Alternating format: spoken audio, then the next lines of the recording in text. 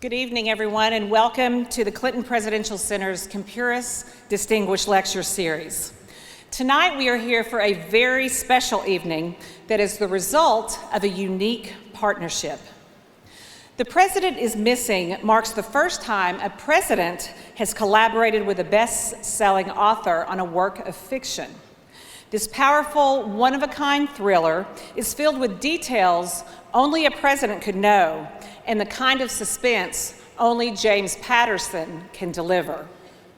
Tonight's program is made possible because of a generous gift from the Kumpuris family, who established this lecture series in honor of their parents, Dr. Frank Kumpuris and Kula Kumpuris.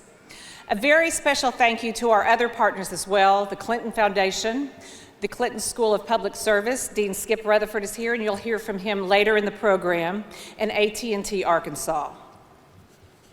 Moderating tonight's conversation is a proud Arkansan, Academy Award winner, philanthropist, and a local restaurateur, Mary Steenburgen. Yes, give her a round of applause. Mary has appeared in more than 60 films, including her newest film, Book Club, which I can't wait to see, which was recently released. We are so fortunate that Mary and her husband, Ted Danson, are back in Arkansas to be part of this very special program. James Patterson is quite simply the world's best-selling author. He currently holds the Guinness World Record for the most #1 New York Times bestsellers. Additionally, he is an incredibly generous philanthropist who established the James Patterson Teacher Education Scholarships in the College of Education at the University of Arkansas in Fayetteville. Since its inception in 2013, James and Sue Patterson, who is also here with us this evening, have provided 73 scholarships to students who are studying in the College of Education to become classroom teachers. He also holds an honorary degree from the University of Arkansas. And it is always a great pleasure for me to introduce my boss of 27 years, President Bill Clinton. President Clinton, yes, we'll all give him a round of applause. President Clinton is the ultimate bibliophile who devours books, usually reading about a half a dozen at a time. We are so grateful that 20 years ago, he decided to build his presidential center here in Little Rock so that our community has access to one-of-a-kind educational and cultural opportunities like tonight's program that just wouldn't be possible without it being here. So ladies and gentlemen, please join me in welcoming to the stage Mary Steenburgen, James Patterson, and President Bill Clinton.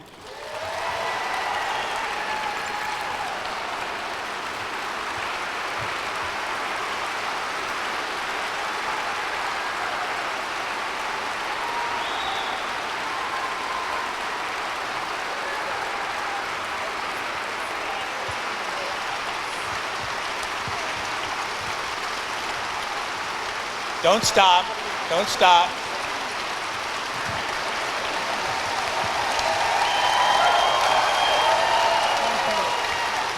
Thank you. Wow. I am so excited to be here tonight with the two of you and with all of you in my beloved home state of Arkansas. And I'm glad that the little thunderstorm this afternoon didn't keep anybody away, but you would have known we were two sad Californians when we literally went, "What was that? What was that?" It's been so long since we've heard thunder. James, you are one of the most extraordinarily gifted and prolific writers of modern fiction, and you're just a master at making people's pulse race. And I also appreciate the many wonderful female characters that populate your books. And on a very personal level, I'd like to congratulate you on one of your more recent books, I know somebody in the audience is going to like this. Yes, that you wrote with your wife, Susan, and it's called Big Words for Little Geniuses. And it's fantastic, and I can testify to its effectiveness because the day after I read it to my two oldest granddaughters, the 4-year-old called her older sister, the 6-year-old, a nincompoop. So there you go. Is that word in there? I don't know about that word's one. definitely in there. They had not heard that before. And Bill, I know what a fan you are of the thriller genre, and specifically of Mr. Patterson. For many years you've talked about him, and so I was so excited when you got the opportunity to do this, and I'm a big believer in trying new things as you go through life, and you're definitely a newbie at fiction. So I was excited for you that you got to do this, and the results are just spectacular.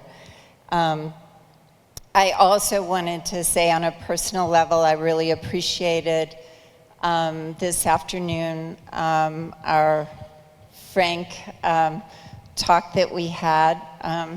He's my buddy of over 40 years, and we talked about things that are meaningful to me and about the last week, and it just meant a lot to me that you were so kind of self-examining and able to go through the last week in a way that was very much about trying to get things right. And I appreciate that. So, as we get started into this, I do have a warning for everybody who has not yet read this book. We're boring. They're so boring, but that's not the warning. No, the warning is that you must not start this book late in the day. Just trust me on this. Unless you're on maybe a transatlantic flight, or you're a speed reader, or you're just an incurable insomniac and you want to just give up the night, because you will not want to put it down. It is a fantastic roller coaster ride. And my poor husband was on the plane when I was reading it, and he had to listen to me going, oh my God, oh this. And so as soon as I finished it, he read it. Sounds like something out of the book club. Yeah. No, never mind. Are you plugging my film, James Patterson? How lovely. Oh my God, oh my God.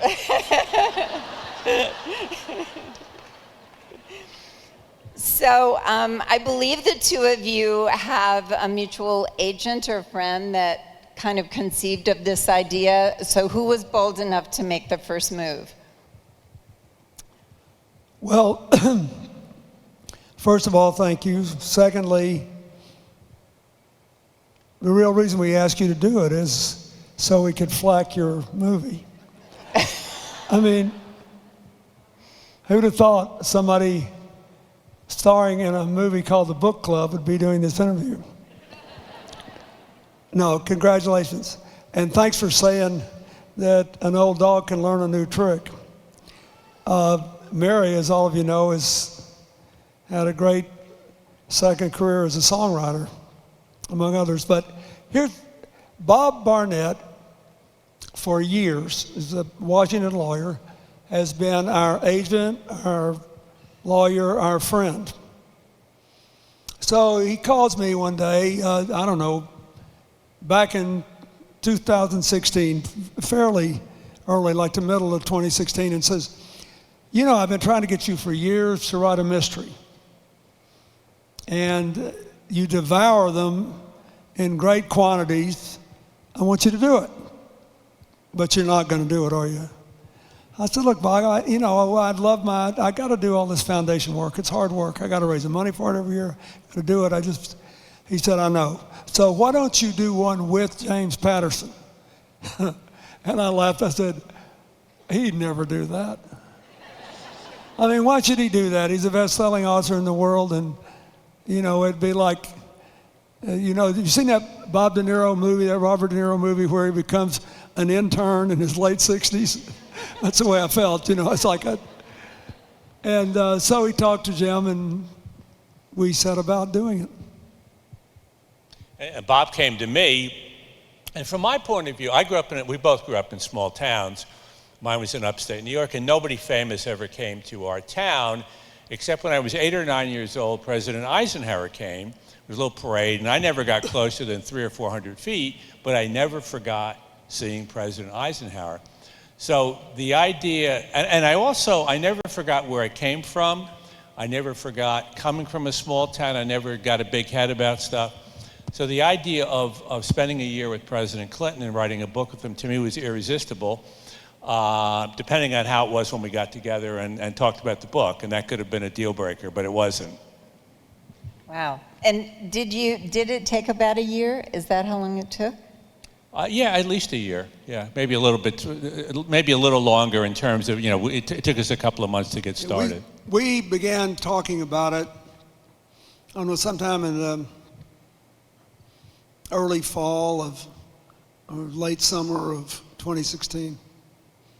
So we talked about in general what it ought to be about, and then in general how to do it.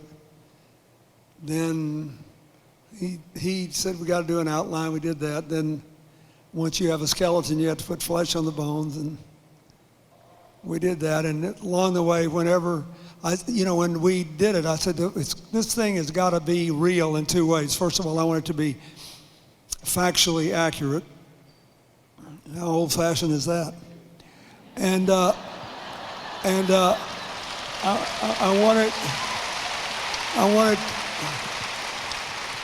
want it to be factually accurate, but I said, you have to help me here because you'll figure out how to make this interesting, and I'll just bore people with my policy wonkism. I mean, you can make it interesting, but we got to make it not only accurate, but the problem has to be something that could happen.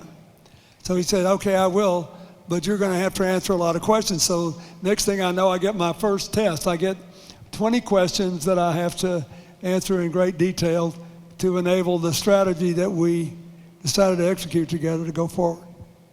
Yeah, I mean, one of the tricks or one of the problems that we had to solve was, can you write a page turner, a summer beach book, and also have it be kind of important about things? And one of the keys to that, and I think what separates this book from anything I've read, and I don't know, Mary's opinion, because she read it a little while ago, is how authoritative it is. The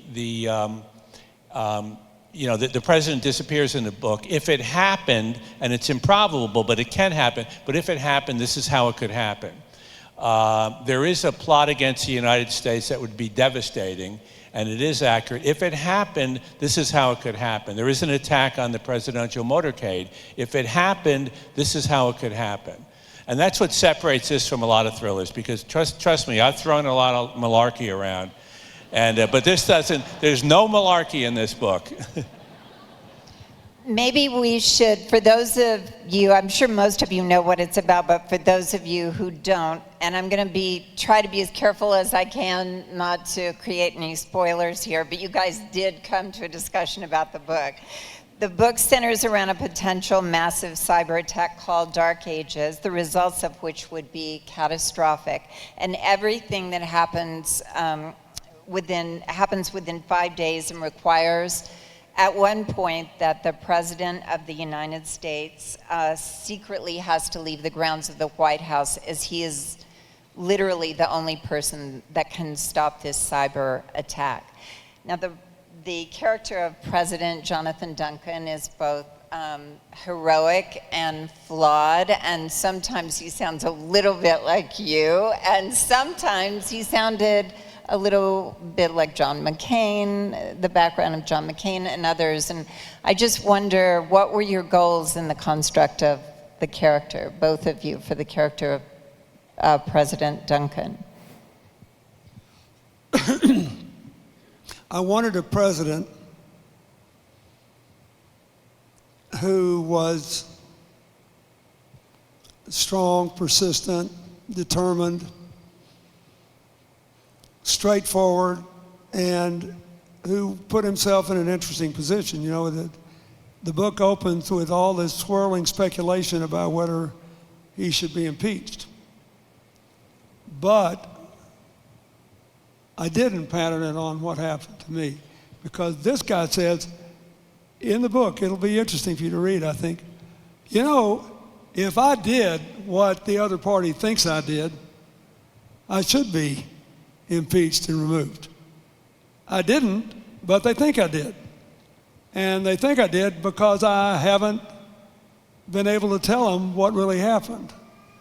And I haven't told them what really happened because I don't trust them not to make it public. And if I make it public, then the problem I'm trying to avoid will probably happen, and happen faster.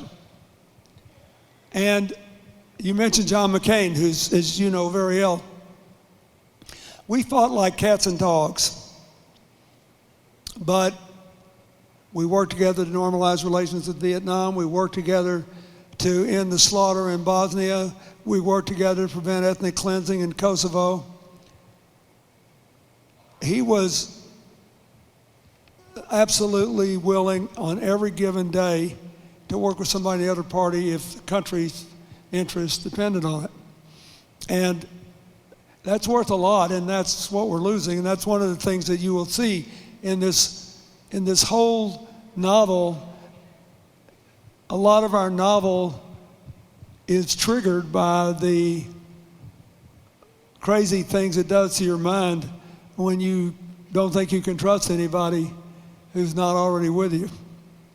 And so that's an interesting thing. That's how we did it. But he's a good president.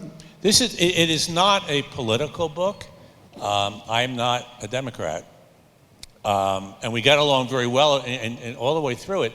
But one of the things that we want to do, one of the serious things, is to draw attention. You know, for 30 years in this country, Saturday Night Live, Veep, Scandal, House of Cards, we've been making fun of president, and that's a healthy thing to do. But it also, people start to get it in their heads that that's what it's really like to be president, and that's a dangerous thing.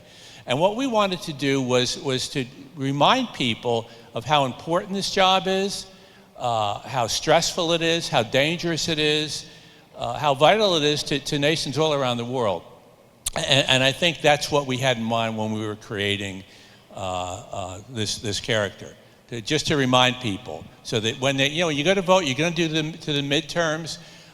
This is important stuff. This is really important stuff. And once again, it's not a political thing. You all figure out who you want to vote for, but just remember how important those jobs are. Yeah, there's no mention of political parties. I don't think the words Republicans or Democrats are ever in the book that I remember.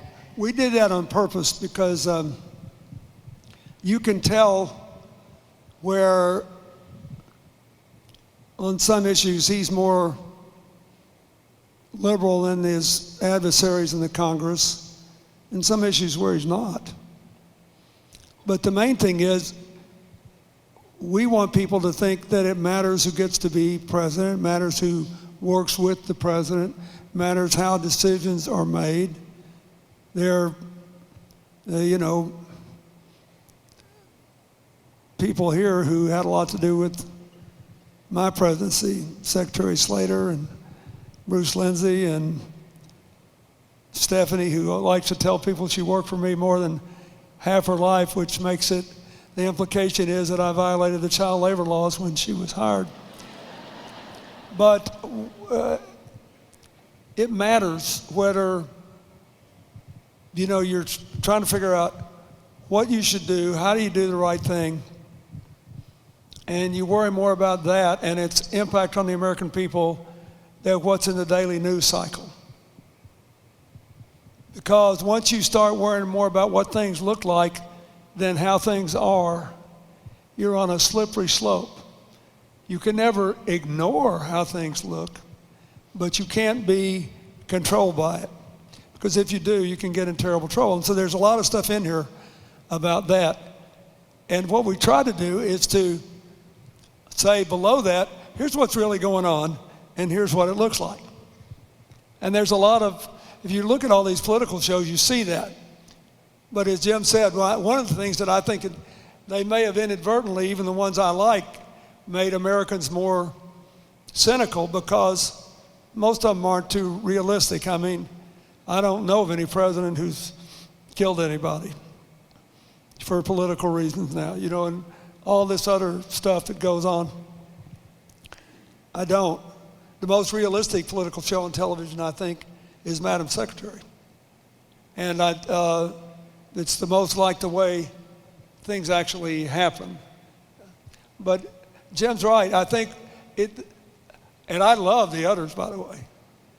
I mean, I like Shonda Rhimes, I love Scandal, I like all that stuff, but really. So this one, a lot of this stuff is right down the line, and the problem could occur.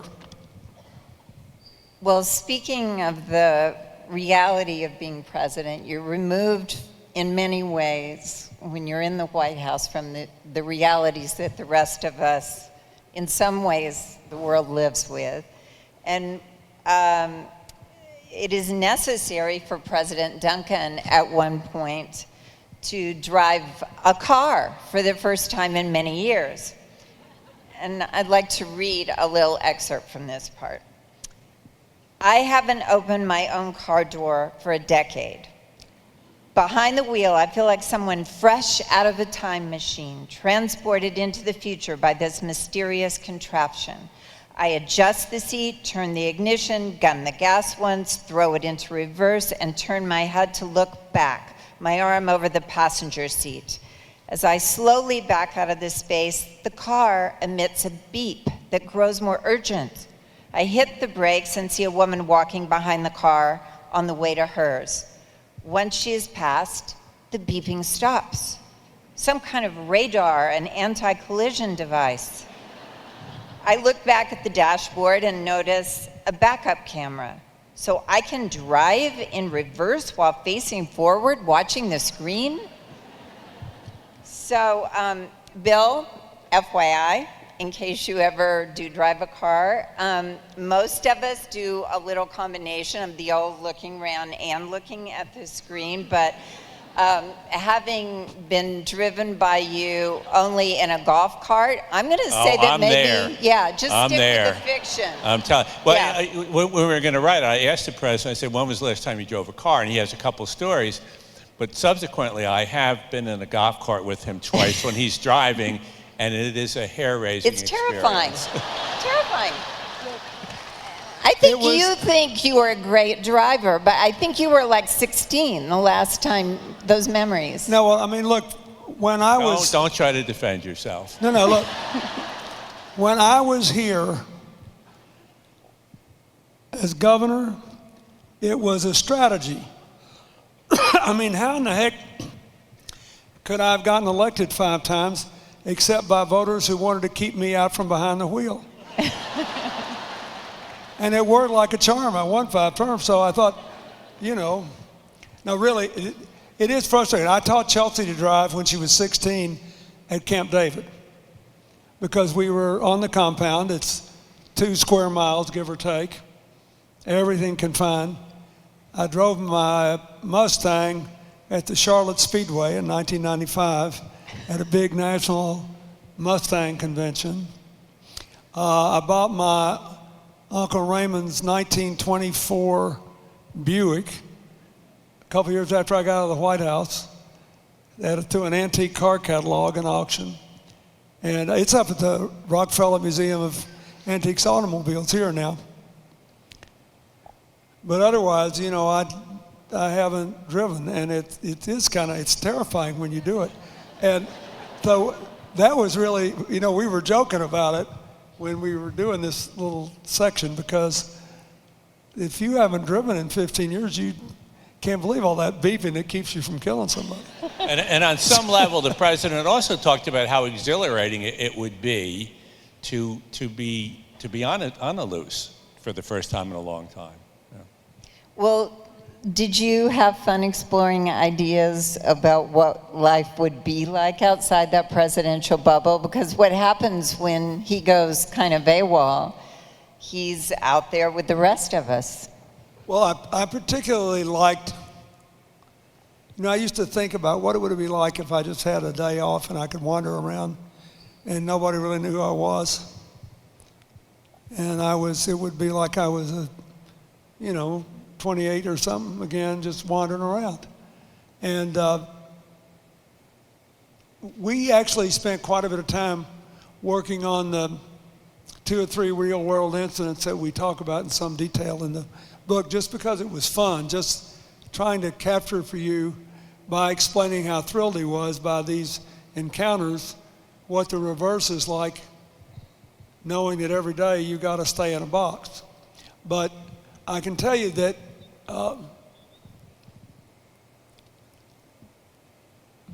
president, we believe, and I did a lot of work on this actually beyond my own experience, if you were going to go missing, you could do it. It's hard to do and it wouldn't last long because the Secret Service swears to protect you and they don't think they could do a very good job if they don't know where the heck you are. And I believe that the threat we chose to talk about, cybersecurity, is the only credible one which could lead the president in this case responsibly to go missing. And if you read the book, you'll see why. But it was fun to write about, but by and large, it's not a good idea. There's a reason the Secret Service is there. There's a reason we haven't lost the president since President Kennedy. And thank God President Reagan survived, and it just... In the book, the president in the book gets to go to a baseball game, and he's a big baseball fan. So that's sort of exciting. I think he has a hot dog there. That's sort of exciting. But what happens in the baseball park turns out to be rather dangerous. So it's totally a thrill ride. James, in writing this book with him, you were writing a book about the presidency in many ways with one of a very small club of people that could talk about this. Were there surprises and insights that you wouldn't have expected? Well, once again, it struck me just how important the job is, and I really got a real feeling for that, and the way I don't think you could unless you spent that much time with somebody. I think the biggest thing, I don't mean to embarrass the president, is just I had a really good feeling about him before I started this, but it was drilled into me how this man has devoted his life to trying to do the right thing for people across this country. And continues to do that. I've had now a lot of experience with the foundation, and it's just unbelievable the number of things they've done and what he's done. I mean, his second career is astonishing, what he's done with the foundation after the presidency. Yeah, I agree. And by the way, we also appreciate the generosity that you and your wife have shown to the University of Arkansas and for literacy and educational programs. But now he is a newbie at this, so were there times that you guys were on the phone and he suggested something and you privately kind of rolled your eyes and thought, that is the dumbest thing I've ever heard? And you can... No. Never? Oh my gosh. No. There were no... My theory on getting together and starting a project with somebody or a group of people, and I wish Congress could do this, is mutual respect and then listen. And that's pretty much what we did. I like it. I'll give you. But one of the reasons we got along is that we played close attention to each other. So I got to the point where I could see what he was doing to keep this thing going. And I used to joke with him, I would say, it's been 20 pages since we killed anybody. I mean, we were, but I was paying attention, and things would slow down, and all of a sudden we'd talk about how they were slowing down, because if you do a book about cybersecurity, if you understand it, it's much more scary than most military encounters, but it's not, you're not popping somebody off every other page. So I watched how he'd go back over the same thing that we'd already rewritten 5 times and pick one thing and it take a U-turn, and all of a sudden people go, oh my God, he's a genius at that. So I paid attention to that. I did tell the president we can't go 300 pages before something happens. Yeah, but I'll give you an example. But so the reason we didn't have an argument is he understood that one of the things that I wanted to convey, because I think it's generally important and specifically important here, is that you don't get to quit being president on everything else, even if there's an emergency. I mean, maybe you can do it for 5 or 6 or 7 hours, but basically there's things you have to sign off on. So we were going to try to deal with one of these Medicaid waivers in the healthcare landscape, and which we, I think, wound up mentioning a little bit, but it was just, it took too much space to explain what was at stake. So, you know, the 15 of us who are policy wonks and love that stuff, I found it thrilling. But it would, you know, we'd lose a lot of people. And I didn't want to lose, I want people to understand this is a serious problem. And everything that happens could happen. We have our defense budget $639 billion, right? And our reported cybersecurity budget is $15 billion. And there are, as Senator Pryor's nodding his head, there are certain secret accounts permitted by law to be, in effect, unspecified, which might double that. But it's still more or less than 5% of the defense budget, and yet it could be as much as 50 to 80% of our real headaches in the future. So I just want you all to think about that. That's my only political objective here. I want people, without regard to their party or philosophy, to say, hey, take another look at this, and don't you think we need to be first in the world at this? If we started the internet revolution in Silicon Valley, how come Israel has gotten 50% of the private capital invested in private security in the entire world in several of the last 5 years? You know, Mary, you started out by saying, you know, did the president ever say anything that made me roll my eyes or stupid? And he really didn't. But on the other hand, I mean, with editors, I frequently am rolling my eyes. And in Hollywood, my dealings, I am constantly rolling my eyes.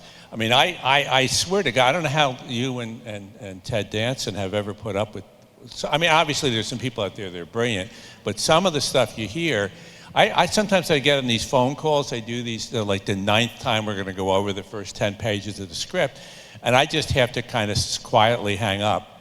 I just can't stand it. I mean, it's just like, you got to be kidding me. I mean, seriously, I mean, have you ever done a film? Do you know how to write a script? Who is making these statements? So, no, but I could see where you might think that there's a lot of stupid things being said out there, because I'm sure you've heard a lot of them.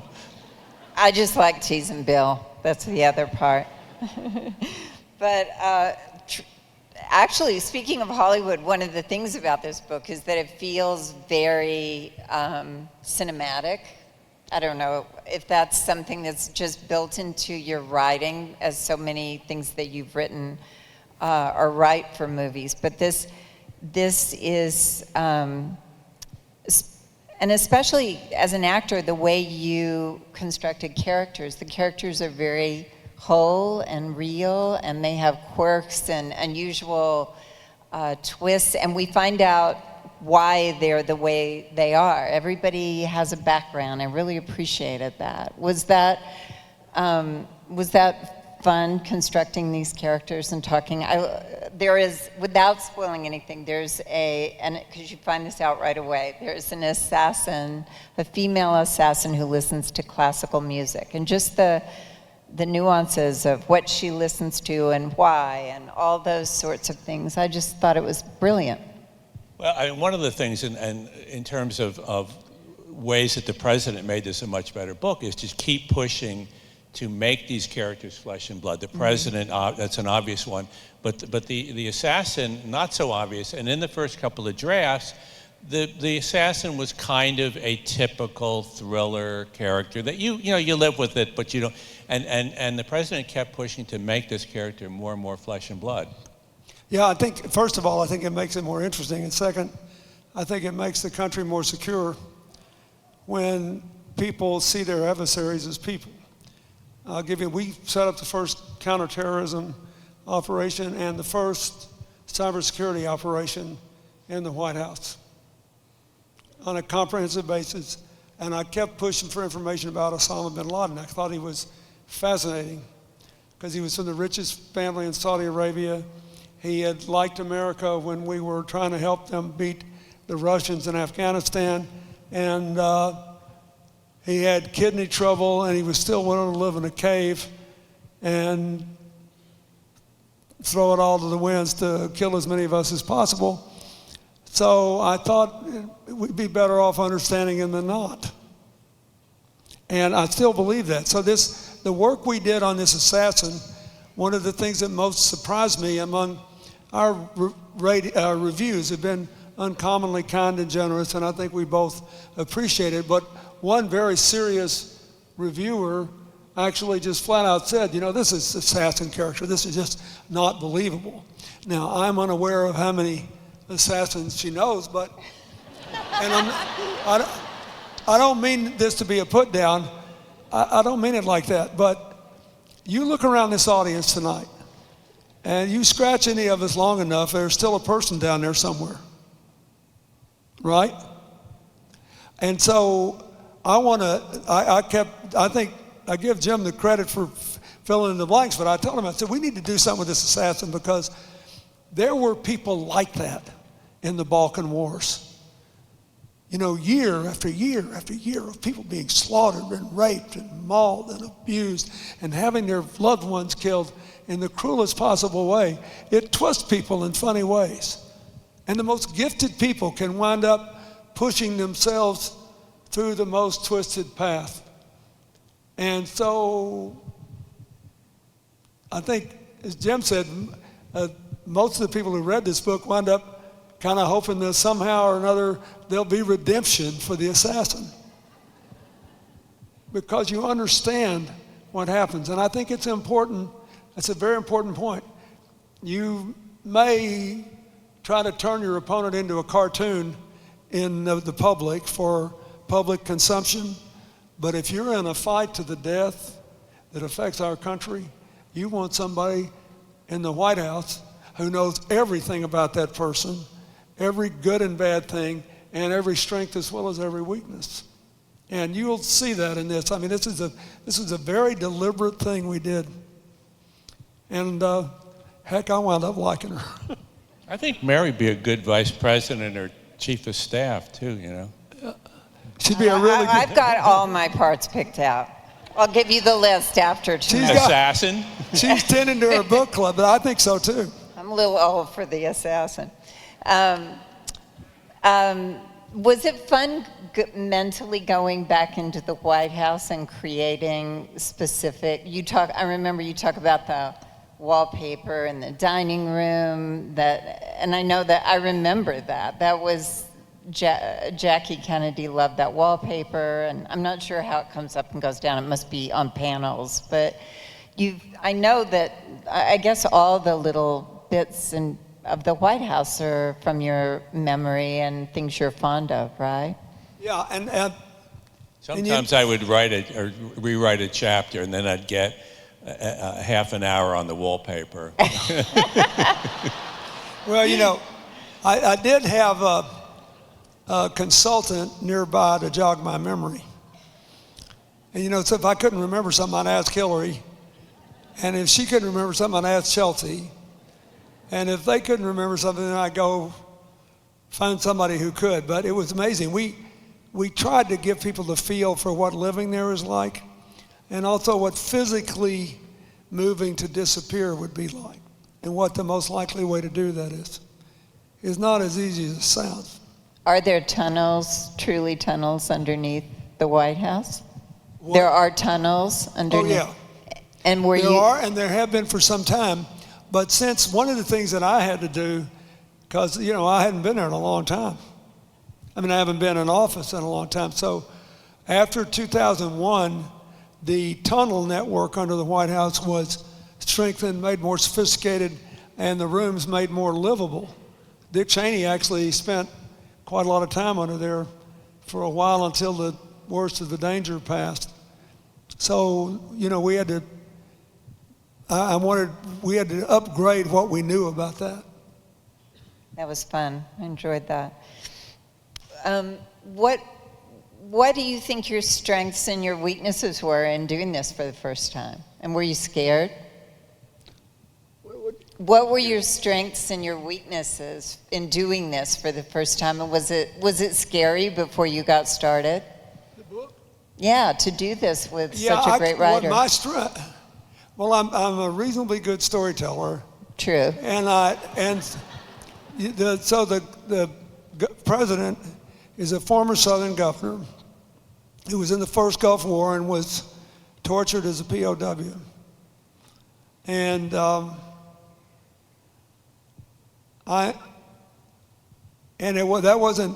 was their suggestion. Jim, I mean, when he talked to me, he said we should do this.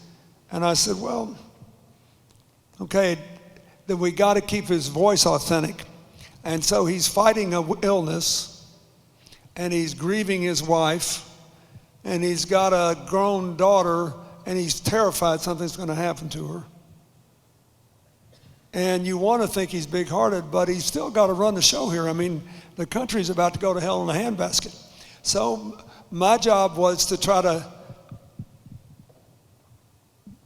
A, make the thing accurate and believable and possible, and C, I really tried to hear his voice. The books of Jim's that I like most are the ones I can hear the voices of the characters talking to me. And the voices sound real. I say, I know that person. Or I want to know that person, or that's real. If you want to know what it's like to be president, this is a really terrific way to do it. Even more than a lot of the memoirs, because when a president, after the president read the memoirs, they really can't talk about everything. A lot of it's classified. There's certain things they can't talk about for whatever reasons. In this book, because it's all theoretical and fiction, we really could lay out what it would be like, how dangerous the job is, how difficult the job is. And I think that's something that really separates it. And we've heard that from almost all the reviewers, and there were a lot of authors quoted, read the book and went back to us, and they're just stunned by the authenticity of it, which is unusual. And I think you get a real sense of the loneliness of that decision making, that ultimately it is just one person that has to make that final decision. And in this book, almost all the decisions are very, there is almost sometimes no good answer to what's in front of the president. And I just felt gripped by that. It's very intense to be inside that. It is, but I think the other thing I'd like people to know is you do hire somebody to make the final call, and that's necessary. But one of the things we really tried to do was to give you a feel for how National Security Council decisions would be made, national security decisions, and how other kinds of decisions are made, and how important it is who your major players are in the White House staff and the cabinet, and how important it is for the president to be advised by people who know things that he doesn't, have skills that he doesn't have, and also have, in this case, some distance from the personal heat the poor boy is taking because he doesn't trust the Congress enough to tell him why he's not selling the country down the drain. So that, I hope that you'll both appreciate it's a lonely job and tough and everything, but if you notice, there's never a shortage of people that would like to have it. So I never felt too sympathetic with people who whined about how bad it was. They know where the door is. They can leave anytime they want. I mean, it's a tough job, and it is painfully lonely. And a lot of times you think the way you're treated is not close to on the level, but it's the most wonderful responsibility in the world. I think that one of the things we both agree about in terms of leaders is that it's really important that they can put good people around them, that they have really good advisors, that they listen to those advisors, and then ultimately they make the decision. It's not like, let's all take a vote. It's, please, I want all the advice I can get. I want to hear it all. I want you to tell me if you think I'm full of it. And then the leader has to go make the decision, I think. Yeah, I hope you'll all notice that one of my favorite characters we don't have time in the book to do a lot with because there's no time for politics is his political advisor. But she's great. She's salty and, she doesn't want him to do anything that sticks his neck out. She just wants him to stick it to other people, which is exactly her job. But was she based on anybody in particular? What? Was she based on anyone in particular? no, Careful of lawsuits here.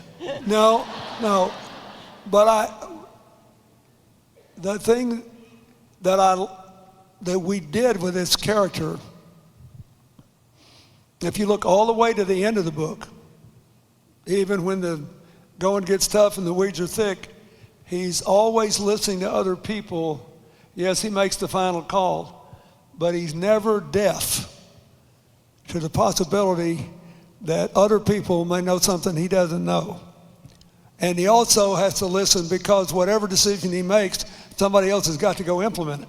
Don't forget that too. That's a big deal. It's a terrible mistake never to ask anybody's opinion and then to tell them what to do and realize if they don't do what you ask them, you're totally hosed.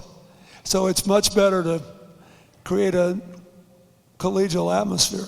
There's a speech near the end of the book, and I think when people read it, they'll go, well, this is pretty much what Bill Clinton thinks and feels.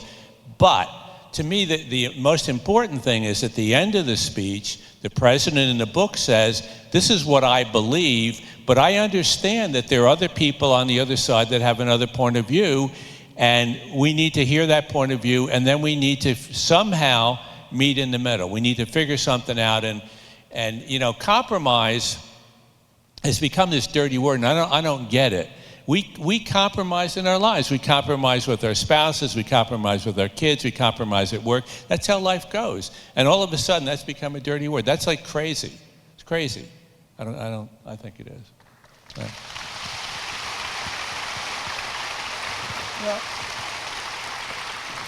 I think by the end of the book, you will have you'll have some sympathy for almost. The operative word is almost. All the characters in this book. Our empathy, you will feel the ones that are on the level that are doing what they think is right. You will say, well, they probably could work it out if they'd all get off their high horses and go to work. If somebody gets killed, you know that we ultimately didn't have any sympathy for that person. That's not true. No, that's not, except the Secret Service. Oh, that's true. This book is, one of the subtexts of this book is it's kind of a love letter to the Secret Service. When I was very upset a few years ago when President Obama was in office, and I think Hillary was still Secretary of State, when Secret Service got some bad publicity for something that happened in Colombia or someplace.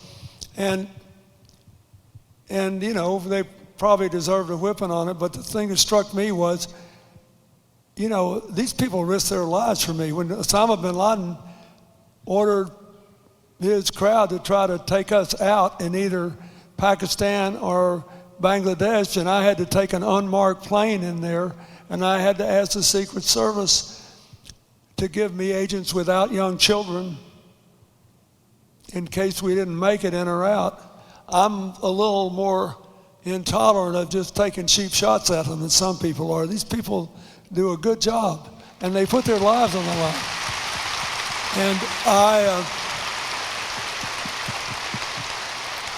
And Jim and I are sports nuts. We've been overdosing. We've had basketball and hockey and everything. But they're sort of like outfielders in baseball. Most of the time, the ball's not going to come at them. But they have to be paying attention 100% of the time. Because if the ball comes at them and they drop it, the whole game can be gone in one play. And that, it's really, so we try to tell you how this feels from the point of view of the Secret Service, and why the head of his detail, the president, thinks he has gone stark raving crazy to want to go missing. There's actually a very beautiful acknowledgement in the book to the men and women of the United States Secret Service and all others in law enforcement, the military, intelligence, and diplomacy who devote their lives to keeping the rest of us safe and secure. And I appreciate that. Thank you.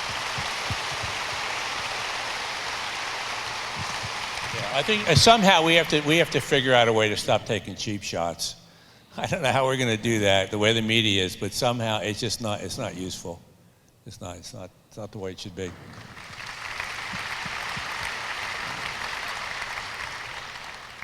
The book felt, well, I write music and I often write with other people, and people have said to me, well, did you do the music, or did you do the lyrics, or did you write that line? And you just say, yeah. Yes, we write. We don't differentiate, and I think one of the beautiful things about this book is that it does feel in many ways like one person wrote it, because it feels so true throughout it. I will say that there were a couple of places that I recognized my friend's voice, and you may tell me this was you. See if you're going to get it right, Mary. This might be you, but things like, that boy is so dumb he couldn't pour piss out of a boot if the directions were on the bottom. That's the way they used to talk in Newburgh. Actually, I think he wrote that. No way. I do. I think he really? did. Oh my God. Yeah, but only because I was too. 0 for 1. Go ahead. Sounds like him, though, right? No. I think one of the things that's remarkable about it is that it really does feel, what you did feels like one great writer. So I compliment you on that. I thought it was magnificent. We actually had a lot of fun doing it. And we just, everything, all the pages went back and forth and back and forth. And we were trying to make it whole and exciting. And it's hard to, really, this is like Jim said at the beginning, the most important thing about this for us is, could you do something that would be a real successful thriller that's about something that's also real, that, so after people put it down, they're excited, but they also say, they're right, we got to do more about this cybersecurity thing. Just too many things that could happen that we're not properly prepared for. That's my goal here. And I want you to have a good time. Well, and I think this is my last question because we're almost time's up here, but you're two guys who write with number 2 pencils longhand, and you're writing about cybersecurity. Yeah, it's laughable. That's... So I'm guessing you had quite a good team to talk to, because it felt very real. And there's a particular character named Augie that is brilliant at what he does. And I just wondered... He writes with a pencil too, Augie. I don't think so. So how was that one of the biggest challenges, to get the cyber part of it right? Well, when we started, Jim sort of presented an outline, and I suggested something back, and we finally got to where we agreed on the outline. Then he said, okay, if this is our outline, here are 20 things you've got to, we need to have this now before we can go forward. That's how we started. We knew that, I don't want to say too much about it, but Augie is central to why the president goes missing. But in addition to basically the best cyber attackers in the world are the Russians, the Chinese, and some people they hire for the purpose of supporting them. A lot of the people the Russians hire for the purpose of supporting them come from Central and Eastern Europe and around there. So the best cyber defense, among the best, is Israel and the Germans because they've been assaulted by the Russians in their political systems too. And they make appearances in the book. But yes, Augie he's a very important part of this, and it's important for all of you to understand that even though we try to make him a kind of interesting character on his own, he is by no means on his own. There are a lot of people like Augie out there who are making a living doing this, sometimes for us. But it's a rough world out there, I'm telling you. You know that there's a hackers convention in Las Vegas every year. Did you know that? The past governor of Virginia, McAuliffe, took his voting machine to the hackers convention in Las Vegas, and it took them 6 minutes to hack it. And they said they had a couple more minutes, they could recalculate every election in ways that you wouldn't be able to prove anything he'd done anything. I mean, now the thing that bothers me, and Jim hadn't said anything about this, but we talked about this.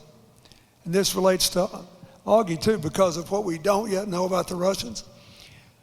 If you go from one county to another in Arkansas or one neighborhood to another in Little Rock, most people, the level of concern on what the Russians did in the election may be purely a function of who they voted for. You know, they voted for President Trump. They're probably glad the Russians did it, and they were glad to have all the help they could. They still came up nearly 3 million votes short, but it was enough in the way they did it. And but look, and if you supported Hillary, you probably think it's a terrible thing. The purpose of this book is to tell you that would be fine, but this doesn't stop at politics, it starts at politics. Keep in mind, both the Russians and the Chinese hacked both the Defense Department and the State Department and elements of our intelligence computers. Just in the last few years. The grid, if I say that to somebody who knows, they say, yes, but we have backup systems. Yeah, but you can take them out. And while they're taken out, what would you do if you could fry all the transformers? How long can we go without electricity before a large number of unintended consequences? I mean, this is serious. I want, so please don't see this through a partisan political lens. I wish, no matter what your politics, you could see that it was a horrible thing what Putin did to our political system, but it doesn't matter because it's a tip of the iceberg. It's just a tiny bit of what can happen to us. We had a lot of help with the cyber terrorism, and really some of the best people in the country helping us to get it right. But one of the odd things was one of the reviewers from a major newspaper said that we were amateurs, we didn't know what we were talking about. And I always wondered, like, who the hell was she talking to? I know we had terrific people, and she's like, oh, they got it all wrong. I'm going, we really? cite some of them in the book. We try to credit them. Yeah. But I called Richard Clark, who was in my counterterrorism unit and written several books, including using this device, the Thriller, to tell you about a lot of this. And he came to our event the other night, and he was one of the first people in the White House when I signed the executive order on cybersecurity in 1997. So I said, well, Dick, how'd we do? He said, it's good. I said, is the technology right? Did we get the technical stuff right? Yep. Will most people be able to understand it? Yes. And is it true that everything we say could happen can happen? He looked at me and he said, absolutely. And this is a guy that spent his life doing this. So we tried to give you a straight sell so you would be in a position to evaluate whether you think we should do more on it. Well, if you guys can, if it does really well and you can afford it, I think you guys should send a copy to every member of Congress on both sides of the aisle. And I thank you so much Thank you, Mary. for being here. We love that you're here. Thank you. This was the experience of a lifetime, and I want to thank you, my friend, for doing this, and I want to thank Jim Patterson for proving that you can still teach an old dog a new trick. It was wonderful. Thank you very much. This one last thing, he said something about my foundation. You need to know, nobody in America that I'm aware of is giving away more books to more kids to learn to read. And he's the only person I know that in addition to doing that, he's supporting a big reading project for school kids with the University of Florida, and he actually gives money to employees of independent bookstores to supplement the salaries of people running these bookstores so they can stay open. So I'm proud of him. Mr. President. Thank you. James Patterson, Mary Steenburgen. Another round of applause, ladies and gentlemen.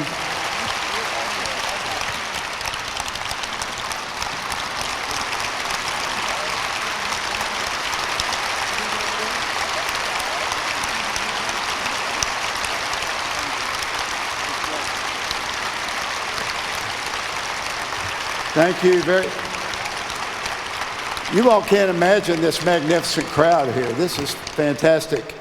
I want to thank the Kumpuris family and Catherine M. When we first had that conversation with you, Dean, Drew, and I talking about this has exceeded all our expectations, and I thank you all very much for setting this series up. I want to also thank the Clinton Foundation, Stephanie, Bruce, YJ, Ben, thank you all very much. I want to thank the Clinton School, Nikolai DePippa, and Patrick Newton, who has an accurate count of how many people were here. But ladies and gentlemen, the real heroes of today's, besides this show, is the University UA Little Rock, formerly UALR, UA Little Rock, Janessa and Andrew Rogerson, Mia Phillips, and John Evans. This is a great facility, and everybody, this is Little Rock's team. Thank you all.